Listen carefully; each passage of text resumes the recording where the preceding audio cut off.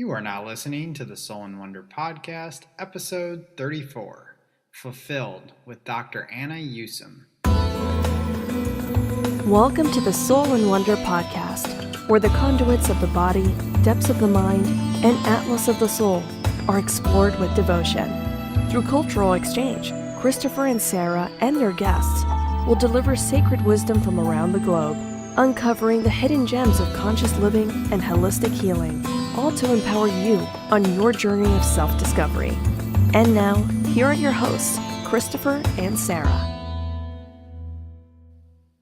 Welcome to the Soul and Wonder Podcast. We are your hosts, Sara and Christopher. Hello, everybody. Happy to have you here, as usual. So before we dive into this episode with our lovely interview with Dr. Anna Yusim, I would like to remind you, if you like our show, give us a like on iTunes or share it with your family and friends. If you want to stay connected with Soul and Wonder, be sure to look us up on Facebook and Instagram at Soul and Wonder Inc. We like to keep up with you too. So send us a message, give us a chat, say hello. We'd love to hear from you. Yes, we always love hearing your comments, questions, concerns, whatever it is. Send us a message and we will get back to you as soon as we possibly can. Absolutely. And this episode is one of our favorites because it's all about fulfillment. This is something that people are often chasing. And we got to talk to a wonderful board-certified psychiatrist, Dr. Anna Yusim, who actually has a private practice in New York City. And after completing programs at Stanford University, Yale Medical School, and NYU Psychiatric Residency Training Program, she went on to study Kabbalah. She learned Buddhist meditation, and she trained under South American shamans and Indian gurus. She's helped over 1,000 people live happier, more meaningful lives, and she's the author of one of my favorite resources, the book Fulfilled: How the Science of Spirituality Can Help You Live a Happier, More Meaningful Life.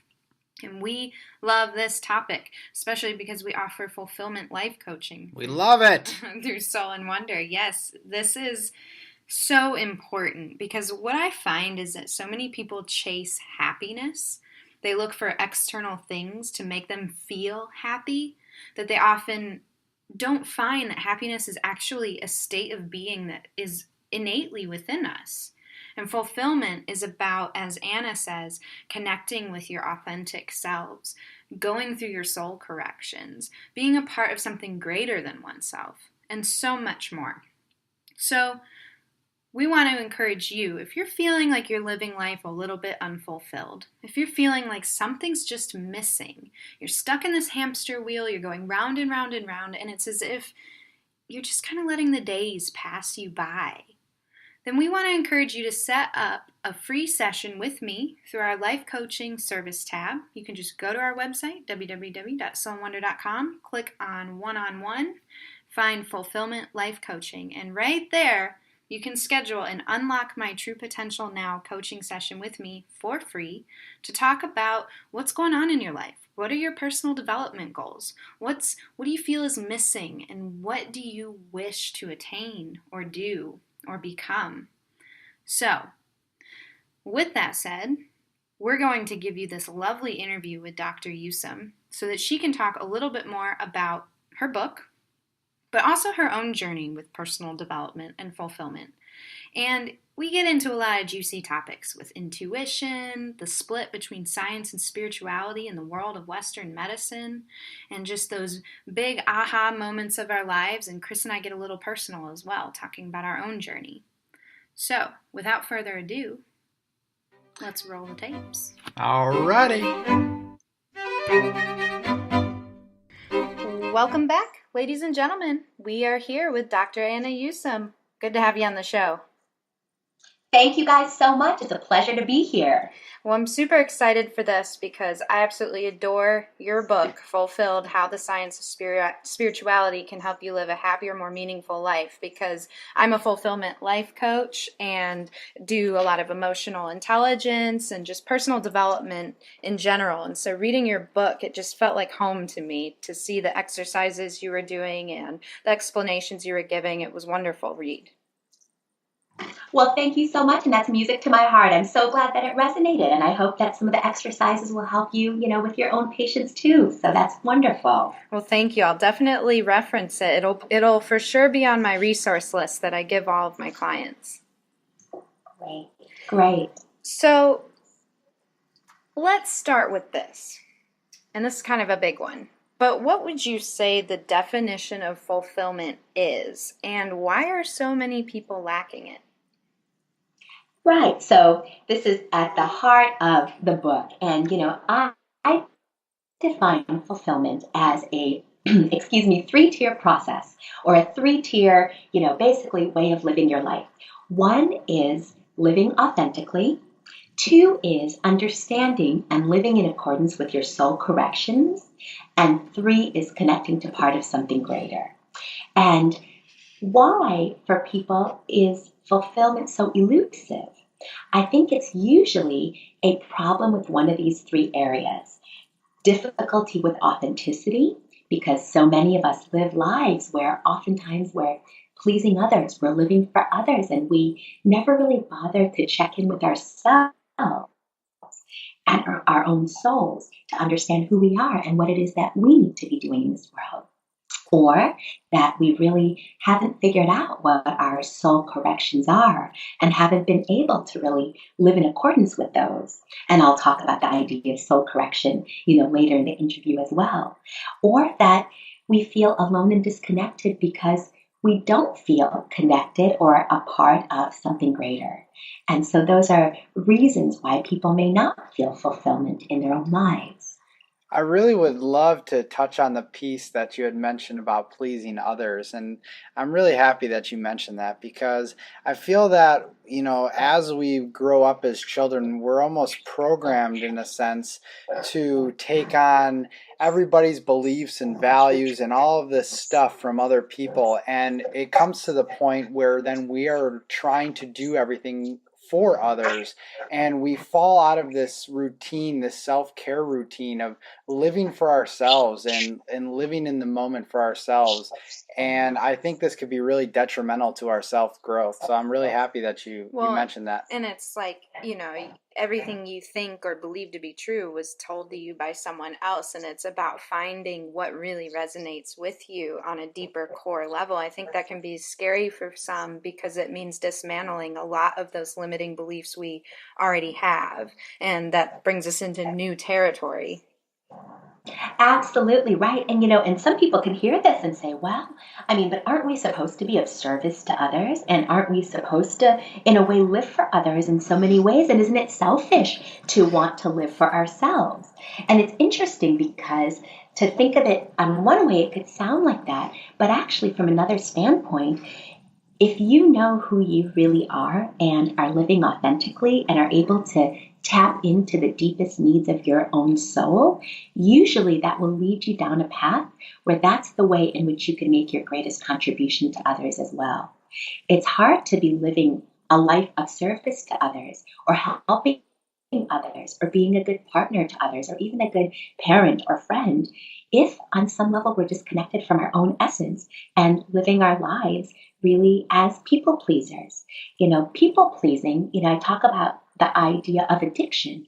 And people pleasing is actually one form of addiction. We don't even realize that we do it, but we can become addicted to the process.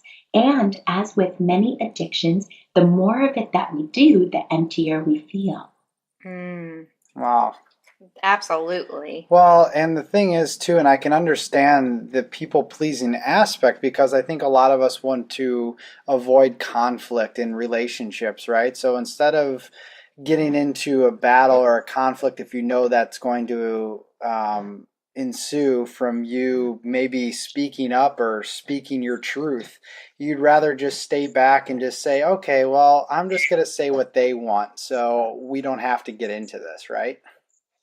Right, exactly. And that's so often the case, especially with people who are conflict avoidant, and especially in relationships with loved ones, where the last thing that you want is to constantly have to, explain yourself. Or if your loved one or the person with whom you have conflict is someone who's very set in their ways and where it's difficult for them to actually step outside their own point of view and be empathic of another's point of view. Sometimes it seems easier to just give in and be people pleasing and then go, tell them what they want to hear and then go do your own thing. Sometimes, in a way, people find that authenticity means not necessarily having to explain yourself, but basically kind of throwing some people a bone and then going and doing your own thing. Yeah, it's very interesting and often not a straightforward path as to how people start and are able to identify with and live in accordance with authenticity.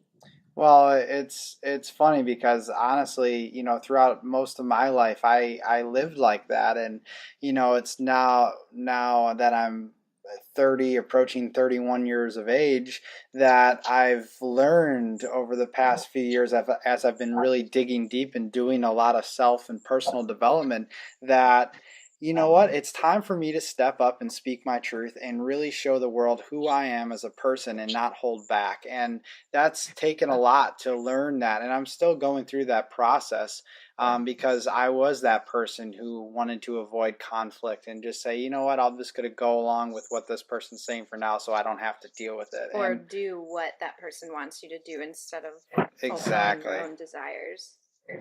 Absolutely, and Chris, that takes so much courage to do. And it's interesting because often it's fear that holds us back from being able to own our truth. But Marianne Williamson, who is a speaker and educator, and she works with A Course in Miracles, has a fascinating quote about this. She says that our deepest fear is not that we are inadequate. Our deepest fear is that we are powerful beyond measure. It's our light and not our darkness that most frightens us. So why do we, not fully own our truth and speak up? It's not often because we fear rejection. It's actually because of the responsibility we'd have to take for our lives if we were truly to be our whole selves and share all our light with others. And so I think your example is a beautiful example of precisely that. Sure, it comes with so much responsibility to fully grow into your true potential and earn that success and maintain it. And I think also it's a fear that people have that they know once they do harness that power, that means their life is going to change tremendously. Certain relationships may fall away, certain behavior patterns or habits might need to be reformed or at least questioned. And it can sometimes leave people feeling like they're going through this huge transformation too soon. And I think that staying comfortable and complacent avoids that entire, leaping off the cliff into the unknown.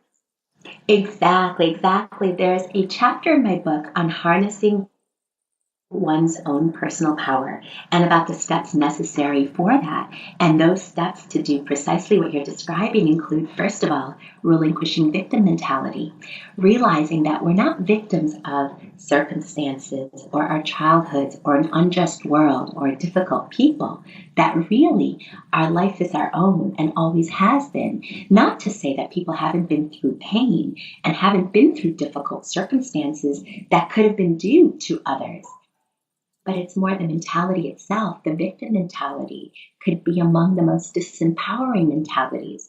And victim mentality enables us to blame others and not take full responsibility. So, really, the first step in harnessing personal power is relinquishing that.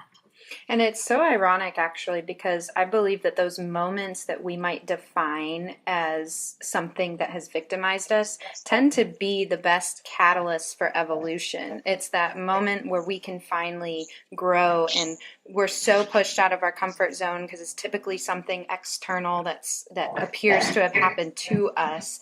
We're finally able to just be ripped from that that foundation we're used to and tested. And that's our ultimate chance to become the person we really want to be, by using that trauma or tragedy or difficult scenario, to grow. And that's something I speak about a lot, considering my past with sexual assault and things of that sort. And that victim mentality, I've seen it swallow people up and drag them to the abyss, and I've also seen how it can, once you overcome that, you're just so empowered and ready to use what happened to you to help others, at least.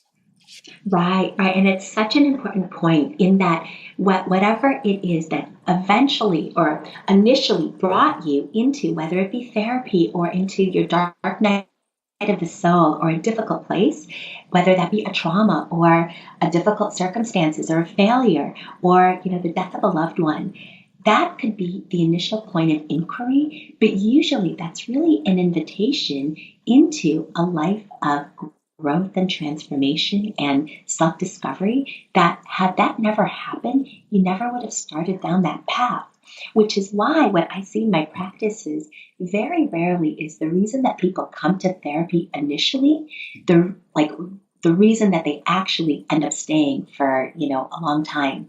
They come in to deal with one difficult thing, but in the process, they start looking at their life anew and changing so many elements of their consciousness and their personality that they end up leaving a different person for a whole different reason than they ever came. Absolutely. It's incredible. Such an interesting journey we're all on with this personal development.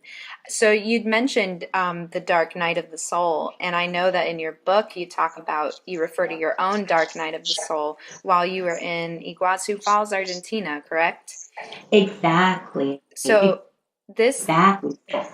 I feel is a profound life-altering realization that many of our listeners could learn from. So I'd love to hear about that. And of course, feel free to give as detailed a backstory as you'd like to set the scene for our listeners who haven't read your book.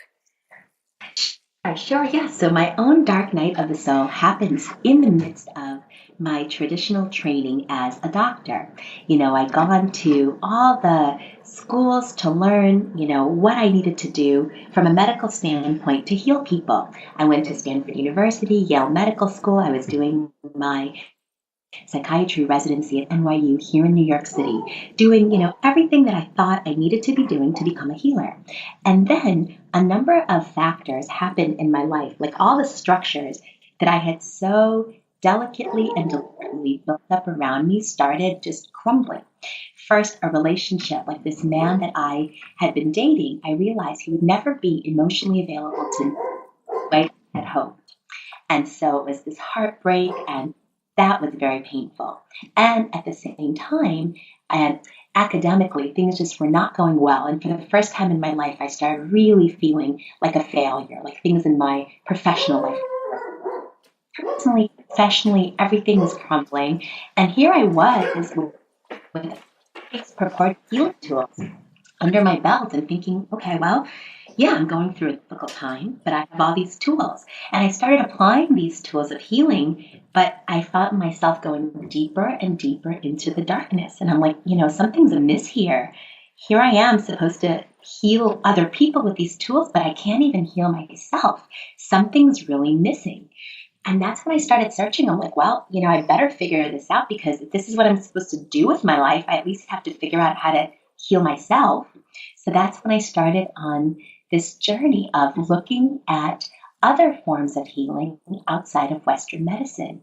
And I found many forms of healing in a lot of Eastern traditions, but also in a lot of spiritual traditions, both secular spiritual and more religious spiritual. And I spent time in ashrams in India, learning from the gurus there. I started working with shamans in South Africa and then South America, learning their healing tools. I went to Thailand to learn Buddhist meditation, and then I went to Israel, and then later here in New York City to learn about the principles of Kabbalah and how they apply to healing. And in the midst of this journey, I started seeing the world anew, kind of getting a whole different perception of how the world operated and certain universal spiritual principles that I actually was never taught in medical school. And in the midst of all that, my own darkness started to lift. And so I'm like, okay, I'm onto something. This is working. And as I came back and started my own practice, I started integrating what I'd learned as a Western medically trained doctor with some of the spiritual principles I learned in my inquiry. And that became the focus of the book Fulfill that you read.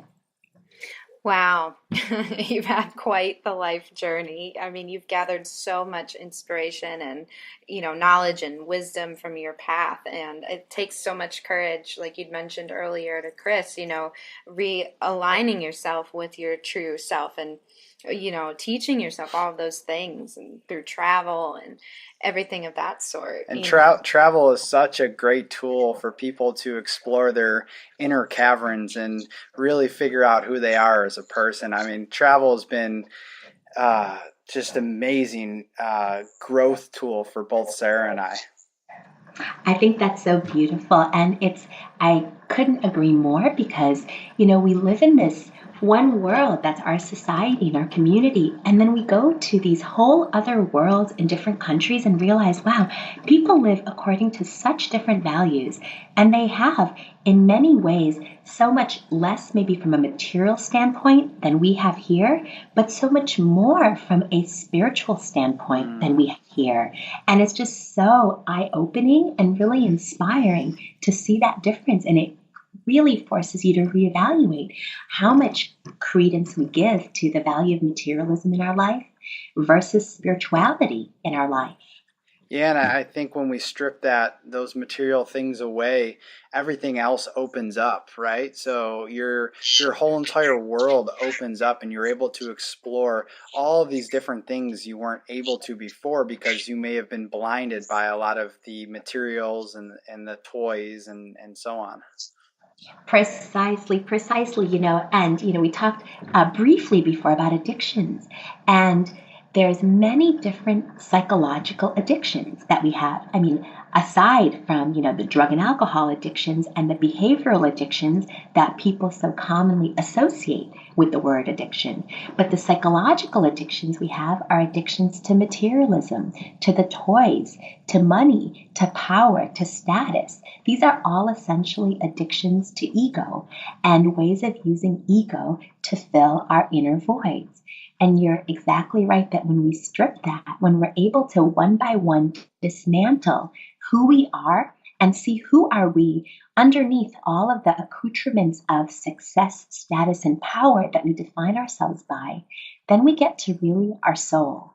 And it's really a dichotomy in many ways, the ego or the soul. It's not to say that you're supposed to go and live a completely ascetic life and give up all your material possessions, not at all. But the point at which materialism becomes problematic is when we move into addiction territory, where you start to use it to fill your voids, and where the more of it that you have, the more empty you feel. Very, very good. I like that a lot. And, I think almost everyone can relate to that. We've all had our run-ins with some kind of addiction, whether it's like you'd said with a substance or behavior, things of that sort. And it can be challenging to even accept that it's there to begin with, because then that means admitting that there's quite possibly an emptiness within you you're trying to fill it with or replace it with. Well, and I think a lot of us, when we hear the word addiction, we don't often associate it with material goods, or we're talking about behaviors and things like that. We're talking more about maybe drug addictions and things like that. And that's often what people hear, or food addictions. They don't think about addictions in the sense that we're talking about. TV, so Facebook. I'm glad that you mentioned that. Yeah, exactly. And in our society, which is so materially driven by TV and Facebook and the iPhone and work and achievement and accomplishment, and, it's so easy for those things to become the root of addiction. How often do people escape from themselves and their own feelings by checking Facebook 18 million times a day, or, being on their iPhone when they're around the people that they care about? These are all little escapes that we use.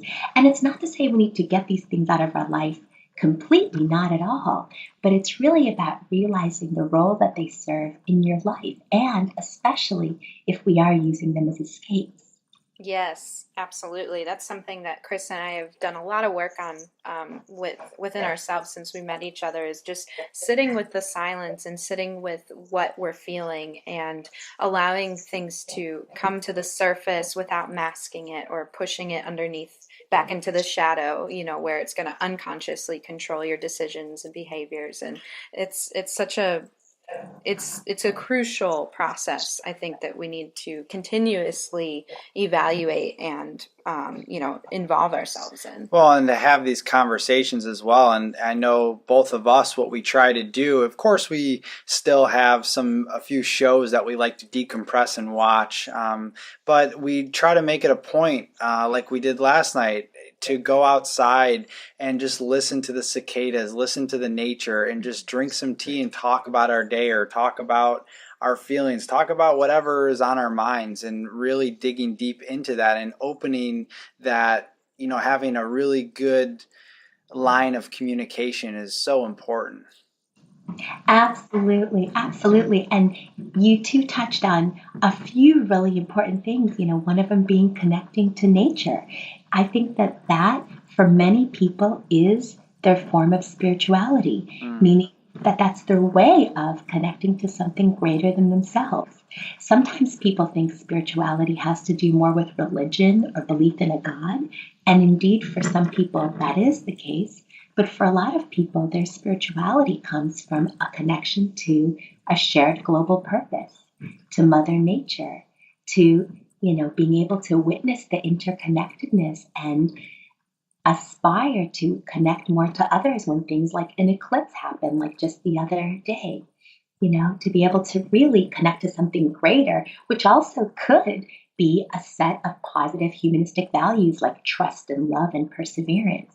So I think that that's hugely important. And then you also mentioned the importance of just sitting with yourself and your feelings as things bubble up.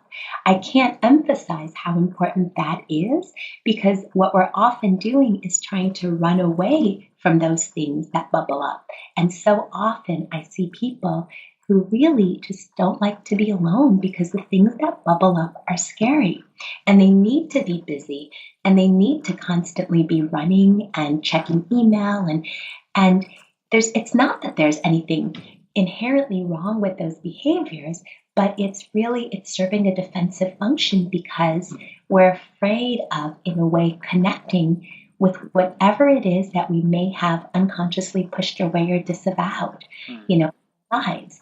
And it's like you mentioned, it's those things that if we don't get a handle on them and welcome them into our lives and start to really give them language and give them some understanding, they come back. And, what we resist persists. They come back and could wreak havoc on our lives in whole other ways as these shadow sides.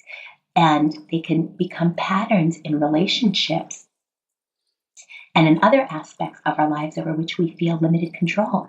Absolutely. Absolutely. Yeah, and so here's a solution. How about challenge people or our listeners to go out in nature, right? So you can either go take a hike, put your phone away, put all the electronics away, or you can go rent a cabin for a weekend out in the woods or in the forest or wherever you connect best and sit with yourself. And so basically you're getting the nature component, so you have the spirituality of it, and then you're getting more into the personal development. By default, you're going to be going through your inner workings and really finding out who you are at the core. And it may not happen in a weekend, but you'll make a very good head start. Exactly. I think that's the most beautiful thing. And it's really all these ways of reconnecting with yourself, which involves taking time for, aloneness, taking time for connecting with nature, getting away from everything else, and really starting to listen to that quiet inner voice that only becomes apparent once the screaming of thoughts and emotions could be temporarily silenced. And that is the deepest part of yourself. That's your intuition. That's your soul. That's the divine spark within. And it's only in the quiet that that voice becomes heard. Beautifully said. You know, one of the things that I find inspirational about you is that you've really managed to bridge the gap between science and spirituality. And I'm wondering, why do you think there's such a split between science and spirituality in the world of Western medicine? Yeah, and it's a question I've wondered for a while myself because obviously spirituality is very powerful and has been shown in many scientific studies to help people heal from emotional, physical, psychological, and, like actually basically a number of illnesses. But the currency of science is really the language of Western medicine.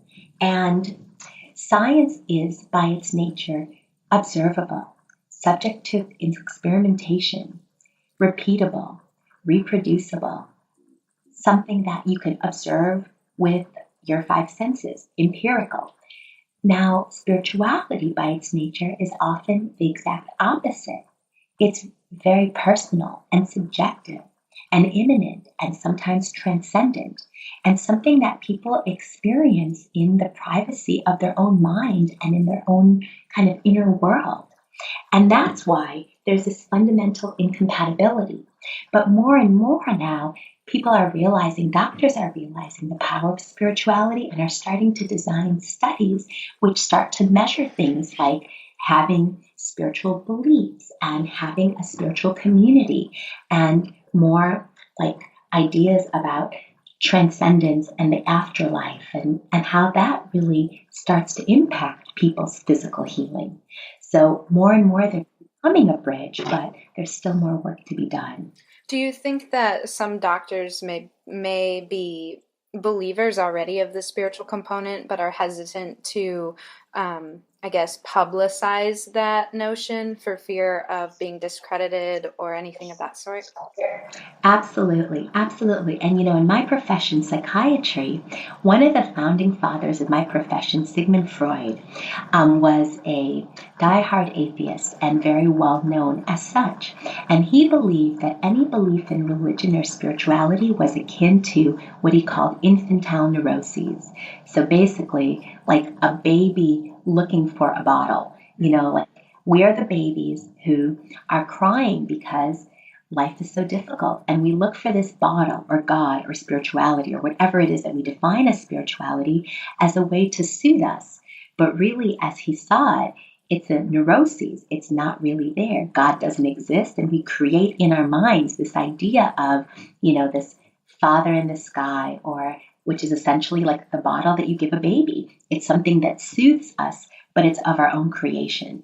So that's how Sigmund Freud saw it. And those ideas really have percolated many years later into my profession, and why so many people, so many psychiatrists don't believe.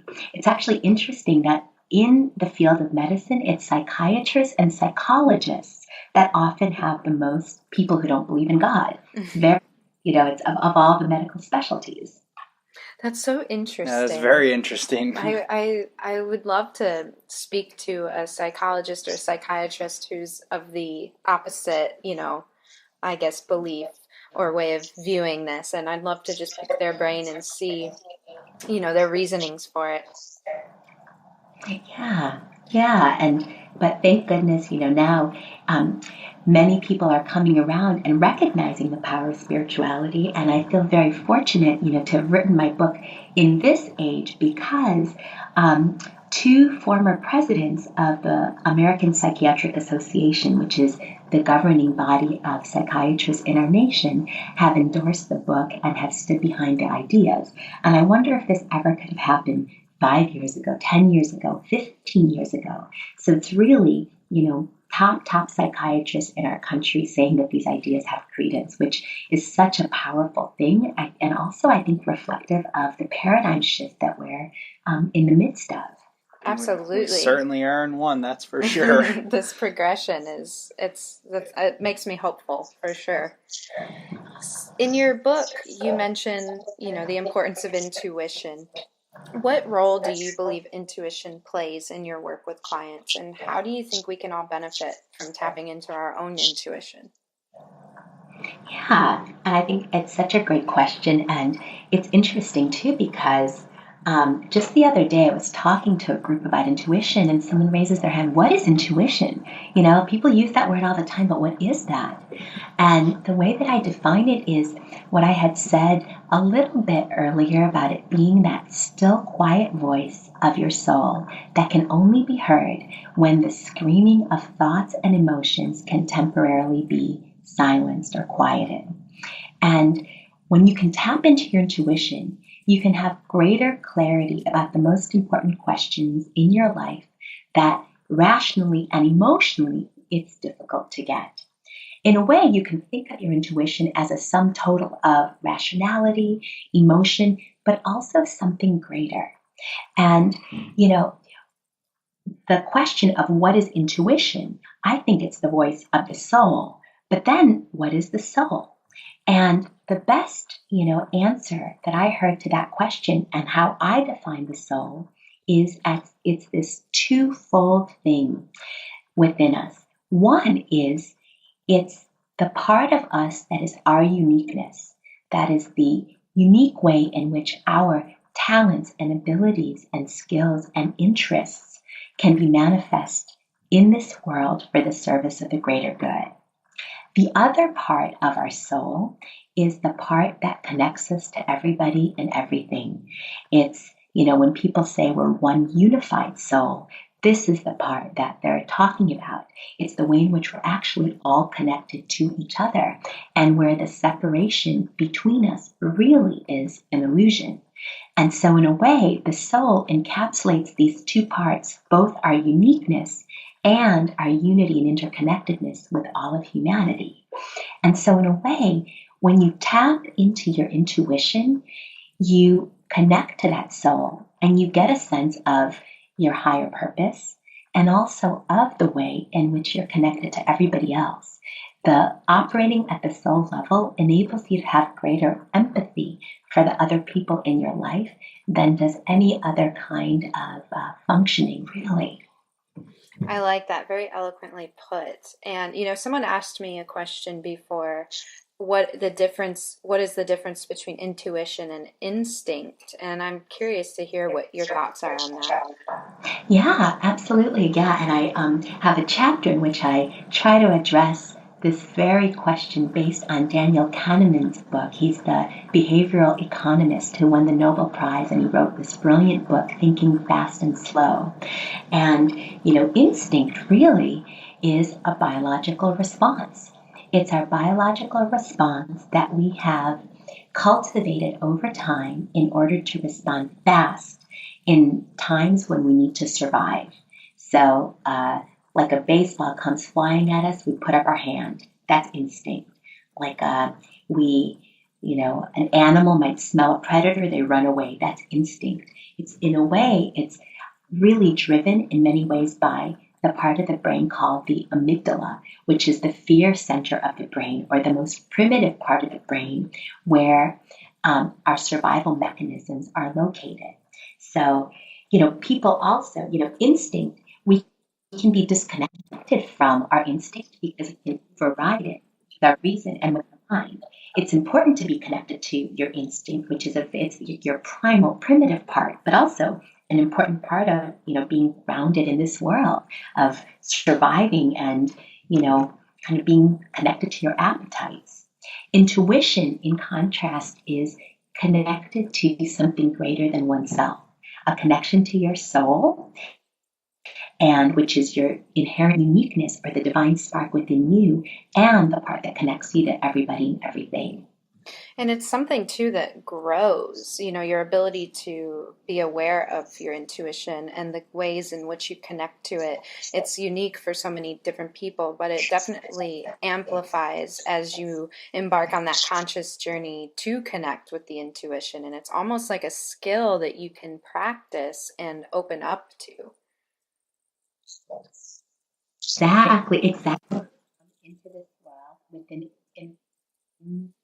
immense gift of intuition. And these are people who in our society can be seen as psychics or intuitives, or people who others can go to seek guidance because they can connect to the upper world.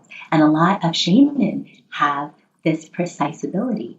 But whether you were born with these abilities or not, the capacity for intuition can be cultivated.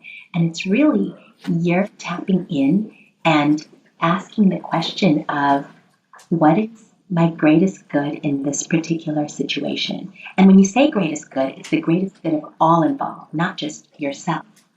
And, when you want guidance, you can also often ask and pray, in this particular situation, please give me guidance as to what is in the greatest good of all involved. And that could be whether you are in a relationship with a person, should you continue that relationship, whether you should take a job, whether you should have a certain kind of meeting. You can tap in and ask for intuitive guidance within yourself, or some people see it as asking God or praying, but it's really the same thing.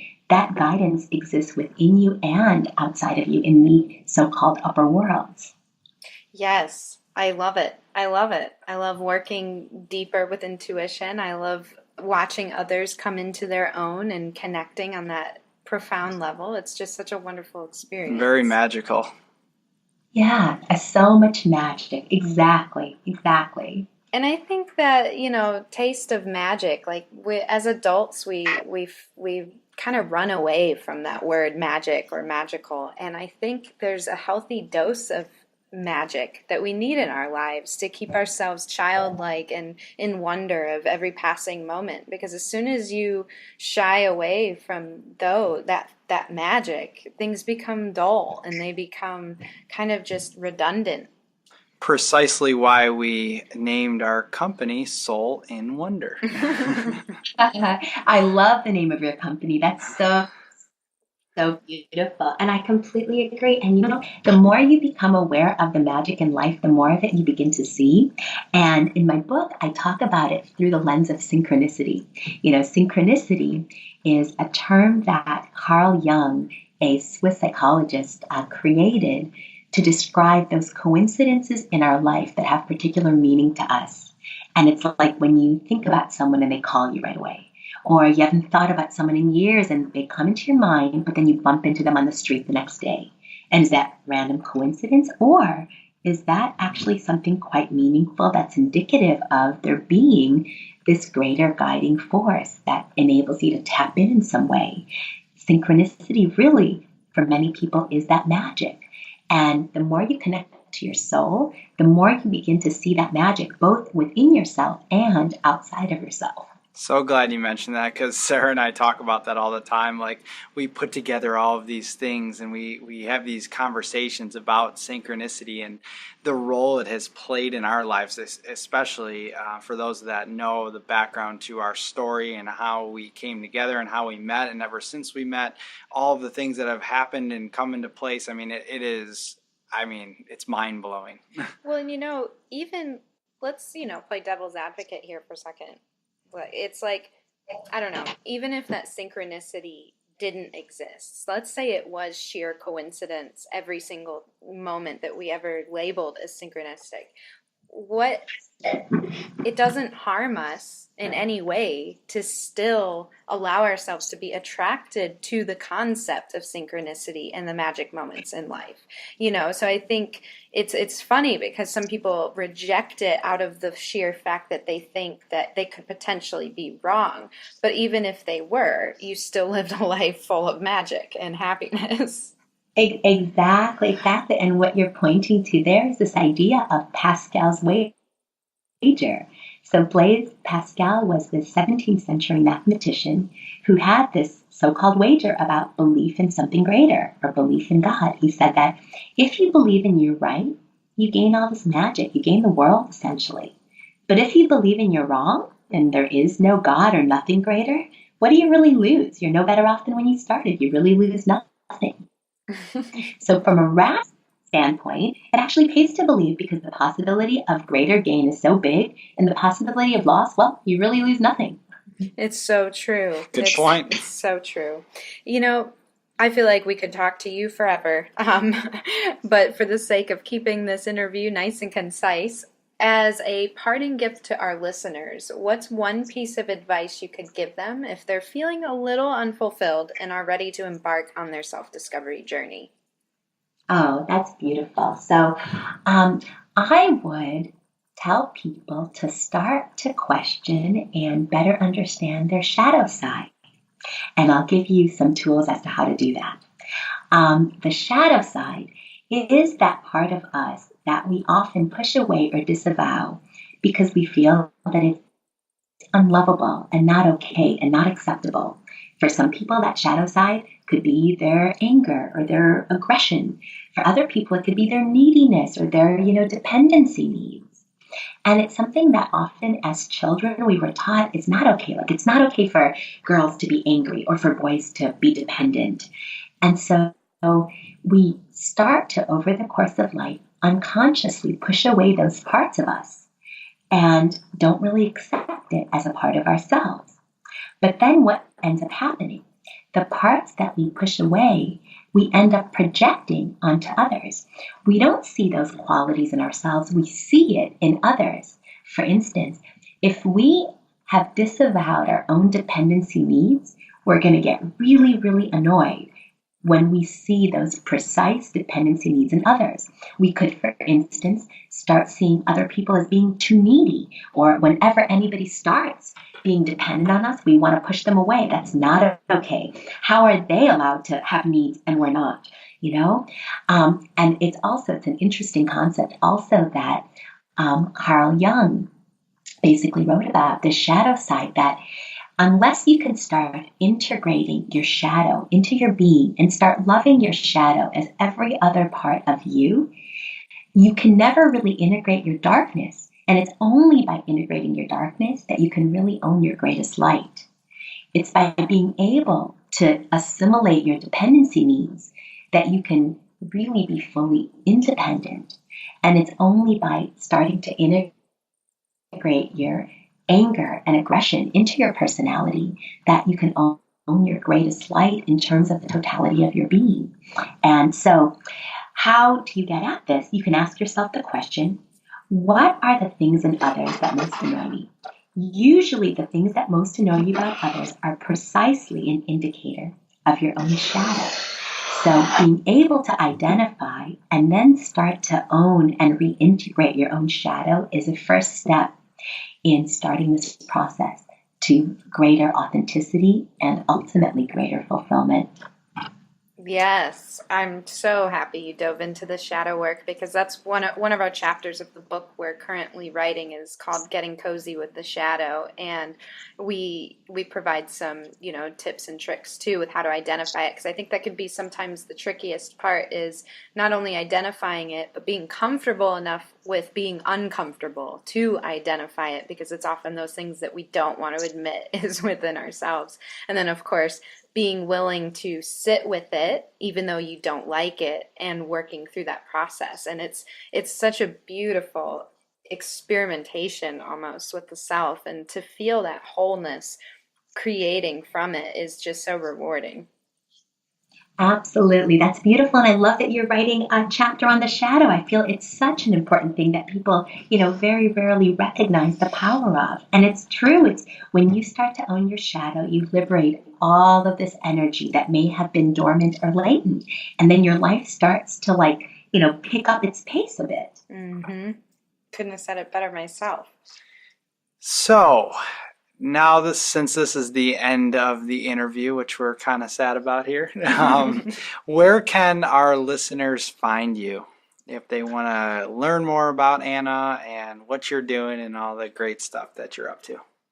Sure. So they can learn more about my book, myself, and my practice at my website, which is www.annayusim.com, and that's spelled ANNA, Y as in yoga, U as in Sam, I M as in Mary.com. And my book, Fulfilled: How the Science of Spirituality Can Help You Live a Happier, More Meaningful Life, is available on my website, on Amazon, Barnes & Noble, and at any other bookseller. Don't miss out on buying that book too. It's a wonderful resource, and I've already recommended it to plenty of people to check out, and she puts in lovely exercises that will guide you through step by step, and it's just incredible. So don't miss out on that, listeners. Thank you so much, Sarah and Christopher. Well, thank you so much, Dr. Yusim, for coming onto this show. We've really valued your time, and I believe our listeners will find this a juicy one, full of good information. Really, really enjoyed this. You're such a sweet person. Thank you. Thank you both so much for having me. We want to thank Anna so much for joining us and taking time out of her busy schedule to come on the Soul and Wonder podcast. She's such a lovely woman. I want to hang out with her. She sure is. So, she kind of did the work for us. We were going to talk about the shadow self in our health tip of the episode, but she covered it. Anna covered it. So thank you so much for that, Anna. And if you're interested in deepening your shadow work, that's one of the main topics I cover with my clients in my Fulfillment Life coaching. As I'd mentioned before, you can sign up for a free session with me to dip your toes in the coaching water to see if it's something that you like doing. So, shadow work, values, emotional intelligence, all kinds of juicy stuff that we need to work on within ourselves to become the best version of ourselves. All of that is just up ahead on the path in front of you if you're willing and ready to sign up for a free session. Yes, and we do, as always, have some more podcast episodes coming up. So we have some great guests lined up, and we can't wait to share them with you. Yes, and remember, if you like what you're hearing, give us a like, give us a share, show us to your family and friends. We'll absolutely appreciate that. Yes. Until next time, have a good one. Bye.